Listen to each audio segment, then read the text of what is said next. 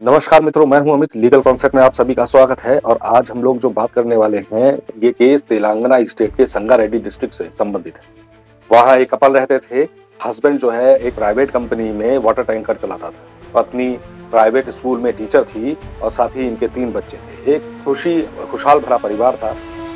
27 मार्च 2025 की बात है, जब चेनैया अपना काम खत्म करके घर वापस लौटता है और दरवाजा खटखटाता है। तभी पत्नी बेसुध होकर दरवाजा खोलती है और जैसे ही दरवाजा खोलती है, बेसुध होकर गिरने लगती है। तुरंत चेनैया उसको संभालता है और घबरा जाता है। उसके बाद वो बच्चों के लिए पूछता है तो पत्नी कमरे की तरफ इशारा कर देती है। चेनैया दौड़ता हुआ बच्चों की तरफ पहुंचता है तो पाता है कि बच्चों में किसी प्रकार की कोई भी हलचल नहीं। काफी घबराहट और चिल्ला-चिल्ली के बाद आस पड़ोस के लोग भी इकट्ठा हो जाते हैं और फौरन पुलिस को इन्फॉर्म किया जाता है। तुरंत पुलिस एक्शन में आती है और घर पहुंचती है, इन्वेस्टिगेशन शुरू करती है कि आखिर ऐसा क्या कारण हो गया।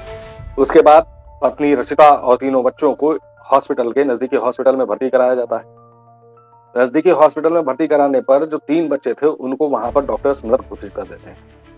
हॉस्पिटल पहुंचने के बाद पत्नी का इलाज शुरू कर दिया जाता है और इसी इलाज के दौरान पुलिस स्टेटमेंट लेती है कि ऐसी घटना कैसे घटित हुई। तो पत्नी बताती है कि आज शाम के खाने में हमने पेरू गन्ना नाम की एक डिश बनाई।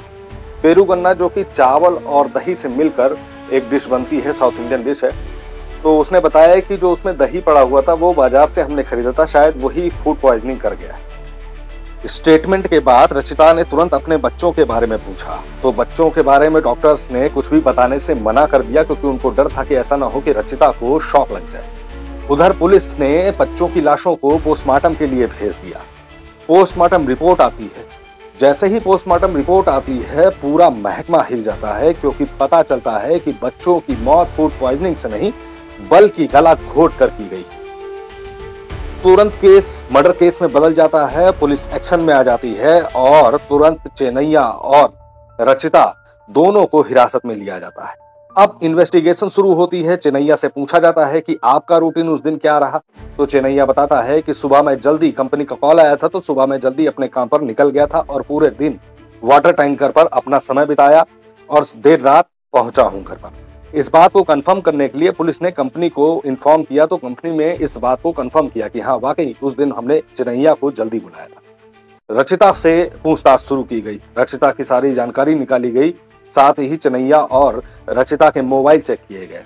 इसके बाद पुलिस ने रचिता के कॉल रिकॉर्ड्स निकलवाए, जिसमें पाया कि एक नंबर से रचिता लगातार 6 महीने से बात और चैट कर रही है। इन्वेस्टिगेशन आगे बढ़ती है तो पता चलता है कि ये तेलंगाना के नालकोंडा जिले के शिव कुमार का है।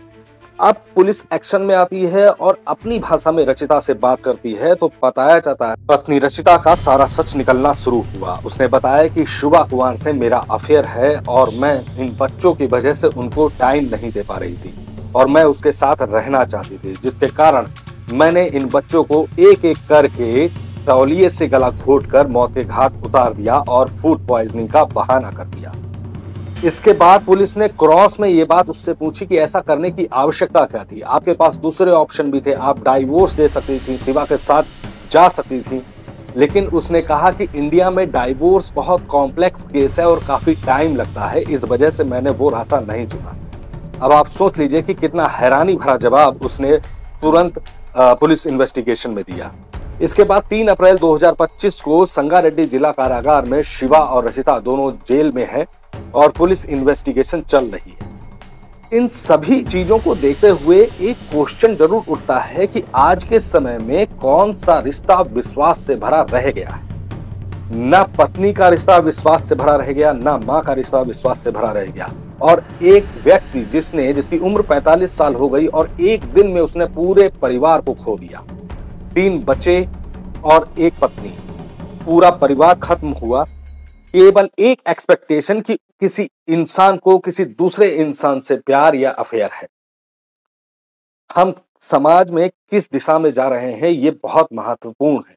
कहीं ना कहीं ये एक नैतिक भ्रष्टता बढ़ती जा रही है, क्योंकि दुनिया का कोई कल्चर ये नहीं सिखाता है कि हम अपनी इच्छाओं को पूरा करने के लिए इंसानियत को दरकिनार कर दें। इसी के साथ ये केस आपके सामने मैं लेके आया। आपको अगर अच्छा लगा हो तो प्लीज लाइक और सब्सक्राइब जरूर करिएगा, थोड़ी मेहनत हमारी सफल हो जाए। Thank you. जय हिंद।